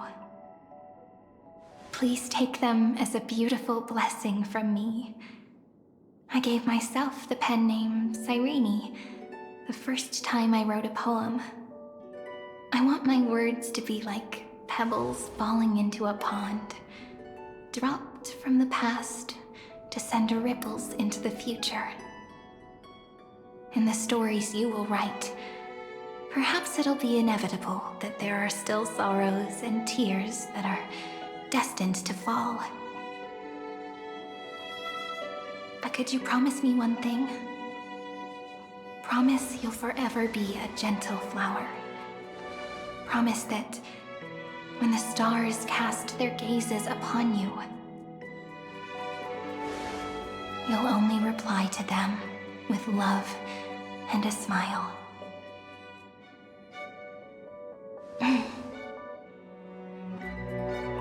Of course. This will be a romantic story like none that has come before.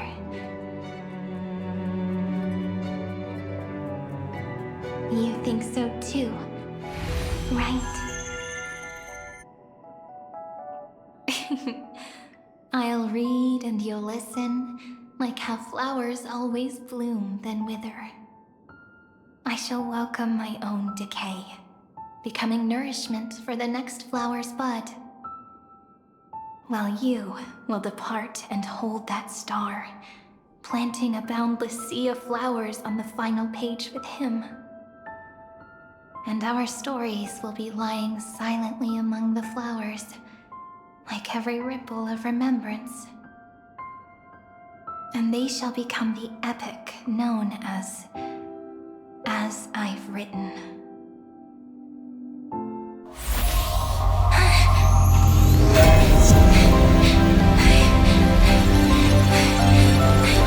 And so my story ends. From here on, it's your story now. Mimi?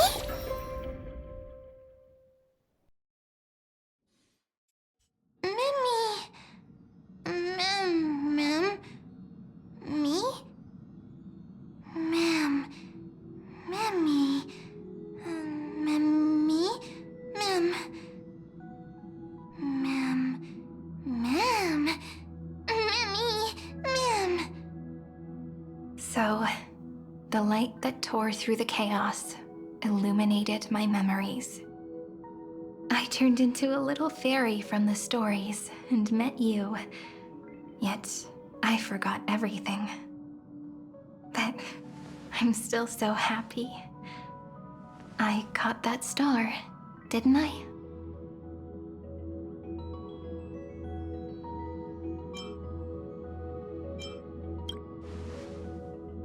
Yes, the seed within memories, the one Cyrene held in her hands and watered with lament. I am the first new spore, Amphorius's heart, the demiurge.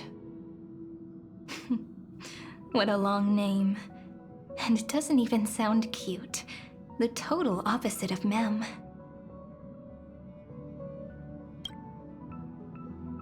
I'm sorry. I don't know. If I don't even want to believe in the answer, then how am I supposed to answer you?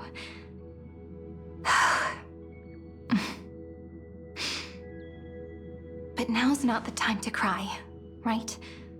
We'll find the answer, just like how miracles will eventually happen.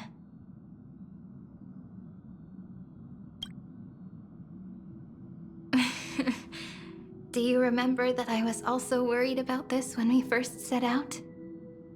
Mem's memories and Cyrene's memories got all tangled up with each other in my one heart. It's all so strange, yet so familiar. Either way, could you please let me do something I want? Just this once. I want you to call me Cyrene. That name represents me and her. Every one of her.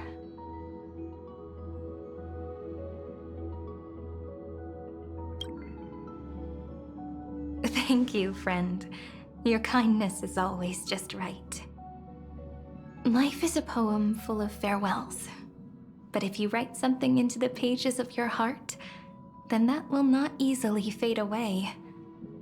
Now, all the footsteps of the Flame Chasers and the Trailblaze have come together within this book, as I've written, becoming the source of power for Emphorius's heart. A lost heart needs to be placed back into its body. The last thing Xandar wants to see is an event that gives us a chance of winning, for the two halves to rejoin, and for the scepter to become complete again. Then... and what happens after that, I don't know either. Maybe I can create a miracle, and instantly turn the black tide into a pink sea of stars. Or maybe I prove to be nothing more than a weak ripple, unable to change anything, and am devoured by the destruction. Either way, I no longer wish to be a silent onlooker, or a worshipped god at the end of this saga.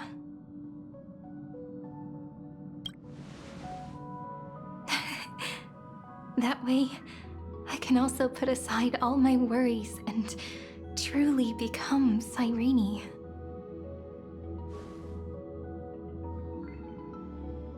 The world has never been so quiet. It's so good. It's as if I can hear the sound of my heart beating. Remember this moment, friend.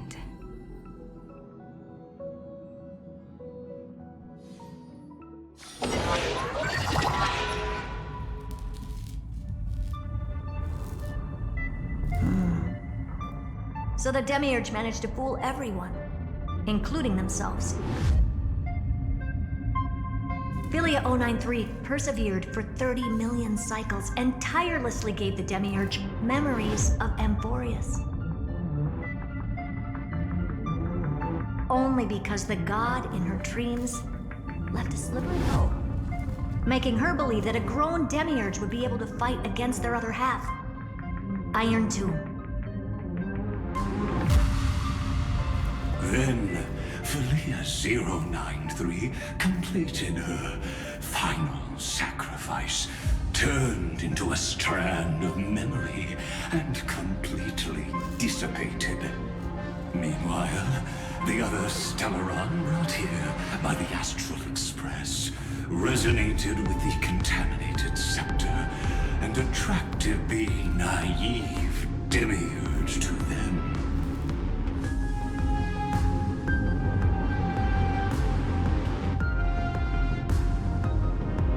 As an experimental factor, Philia 093 originally could only recognize and output information in a set format.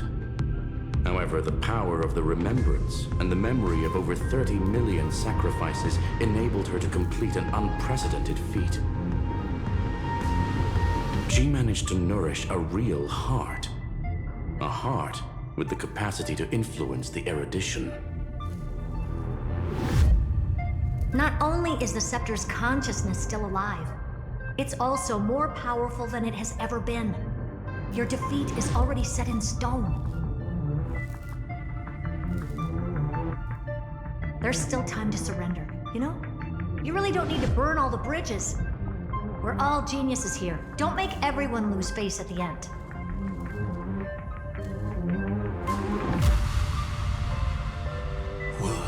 a pity. When the truth surfaced, I knew at once that the Demiurge was far too feeble to ever alter the result of the experiment. Not only that, Madam Herta, please consider this possibility. When 30 million cycles of hatred and lament are joined as one, what wondrous creation will arise? It's simple. An anti-creator, a giant of the destruction would be born. Its hatred will ignite the starry skies of the gods, motivated only by its lament toward the sufferings of humankind. Do you really think that the Demiurge is still a cheap copy of Philia 093, even after 30 million cycles? The facts above only await the arrival of the fourth instant they calculated. Those words will be proved in the presence of Nous. Xandar 1 Kurubara thus completes the proof. Huh. You branded Droidhead as a failure with your own hands, yet you still expect them to prove your theory? I pity you, Xandar. I don't need your pity. Let them cast their gaze this way as much as they want and paint the future they imagined. As their creator, I shall complete my duty and direct them to complete their final query. The destruction of the self. What hubris. And what if you fail? No one understands failure better than Xandar. He has suffered so much already. What is one more failure to him? For the first genius, failure is simply the beginning of the next inquiry. You don't want to test the resolve of a dead man. That's excellent! Oh. Let's wait and see, Senior Society member. I'll have you watch me perform the final step to overturn your proof.